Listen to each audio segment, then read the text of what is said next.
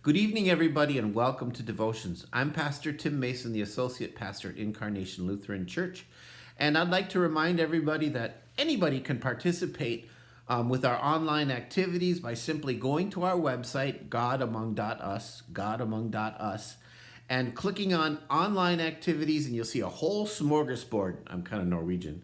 Of things to choose from, and it would be great to see you at worship. It would be great to see you at worship. I'm so thankful you're with me now. Recently, I was invited to watch a webinar, and it was entitled Democracy and Faith Under Siege, Responding to Christian Nationalism. Here's the introduction that they offered.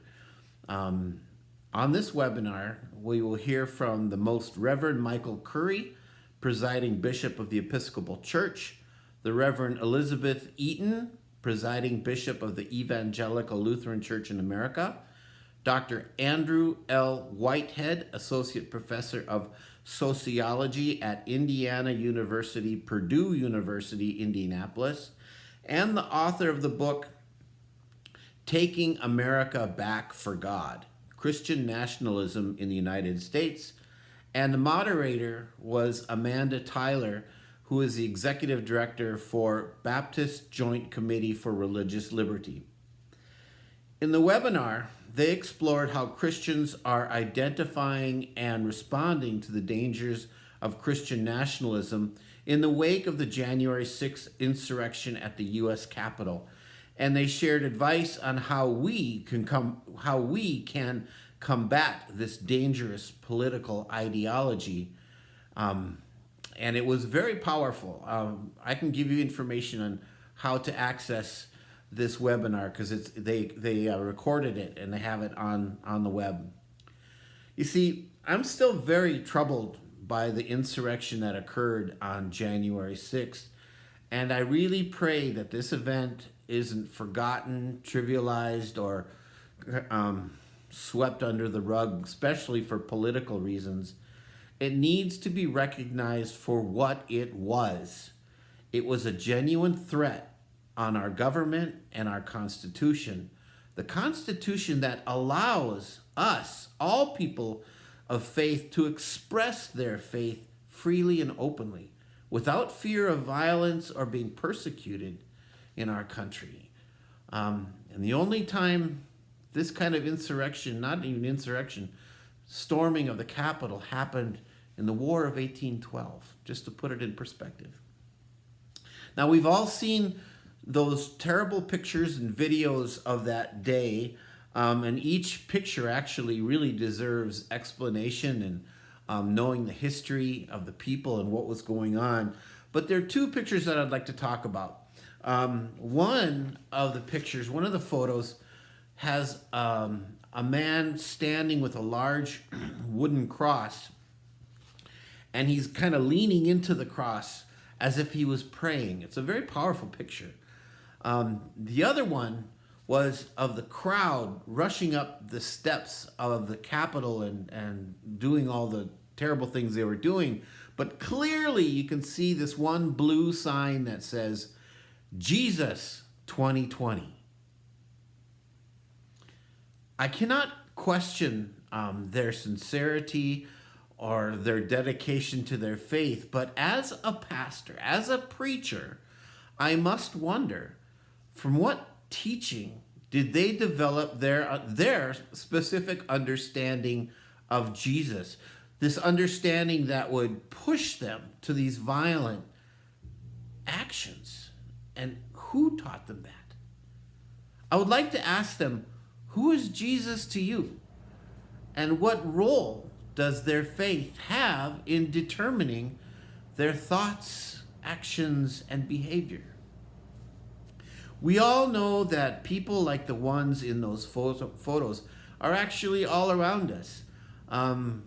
Wasn't so long ago, just before the election, we saw a whole lot of those blue flags flying behind pickup trucks all through our towns, especially where I live in Escondido. Their understanding of God, Jesus, and faith are very real, and those thoughts are actually shaping the thoughts, values, and actions of much of the politics of our country. But who is Jesus to this group of people?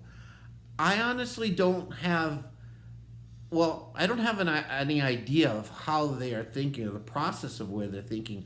I can only infer what they believe by the actions and the values that they express so zealously. But the main question I have is for us. Who is Jesus for you? What role does your faith have in your thoughts, priorities, goals, and relationships? In the webinar, Bishop Eaton began by proclaiming, we start as Christians with Jesus as Lord, period. Caesar is Caesar, government is government, but first, Jesus is Lord. Our faith is founded and strengthened by our belief and efforts in following Jesus. These are my words. And I say efforts because, we know we're trying to follow Jesus, but we also know that sometimes we don't do so well. And we really need to confess that truth and hear absolution. But we believe in the Jesus of the New Testament. The phrase, remember those bracelets that said, what would Jesus do? I think it'd be really great to bring those bracelets back, by the way, because that phrase, what would Jesus do, is a phrase I really think we need to have come up in our mind more often than it does. We are a people of faith, but we also value and cherish the laws provided by our national constitution and the guidance it offers. And we have to remember, thousands of people have died in history to protect our rights, the rights that we have that the Constitution offers us. But for the Christian, Jesus is Lord. Reverend Michael Curry was extremely enlightening. He taught that through history, when the church has gone astray or become silent in the midst of evil, evil like slavery, or evil when one people is suppressed by another people, the Jesus of Nazareth, the Jesus of the Sermon on the Mount, the Jesus of Matthew 25, the Jesus of the Good Samaritan gets suppressed and replaced for a broad and ambiguous Christ figure who can be adapted to any cultural context or adapted to anybody's whim. Whenever we lose sight of Jesus as Lord, it honestly is very dangerous, as we're witnessing. Danger, Will Robinson, danger. We see this in Christian nationalism and all sorts of other isms.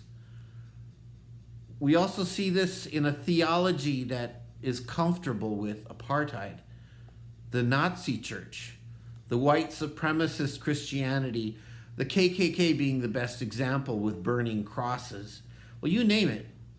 As soon as the Jesus of the Sermon on the Mount, the Jesus of the Good Samaritan, the Jesus that commands us that we shall love the Lord our God and our neighbor as ourselves, and on all these things hang all the laws and the prophets. As soon as this Jesus is suppressed or pushed aside, there is danger. And it's a violation of Christianity. Dr. Martin Luther King Jr. once said, "Darkness cannot drive out darkness. Only light can do that. Hate cannot drive out hate. Only love can do that." Reverend Curry taught, "I think we must demonstrate an affirming and a positive way of being a Christian, and we must get refocused on the teaching and example and spirit of Jesus, the Jesus of Nazareth, the New Testament Jesus, the Jesus in the book." Again, there's so many isms being taught and actually followed in our society, and many of them are so contrary to the teaching of Jesus as Lord. So yes, every day we need to acknowledge our humanity, And that sometimes means, yes, our brokenness. And then we must ask for forgiveness. And then hear that we are forgiven. And believe with our hearts that through the promise of baptism, we are now and forevermore the children of God. That's our true identity.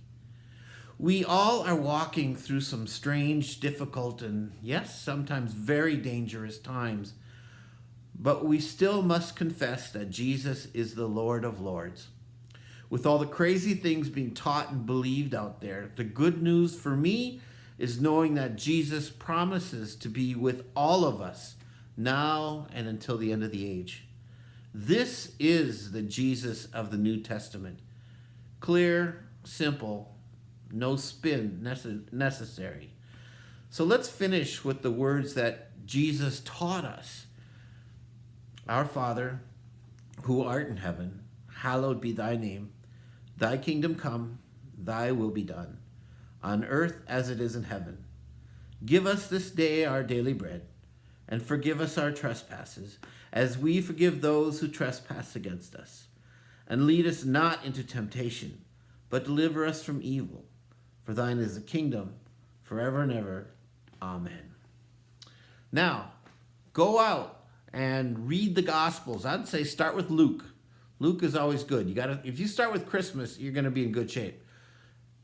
And look at the Jesus of the New Testament. And let's the actions, spirit, and teachings of Jesus continue to refocus us and reset our hearts as children of God. Good night. Sleep well.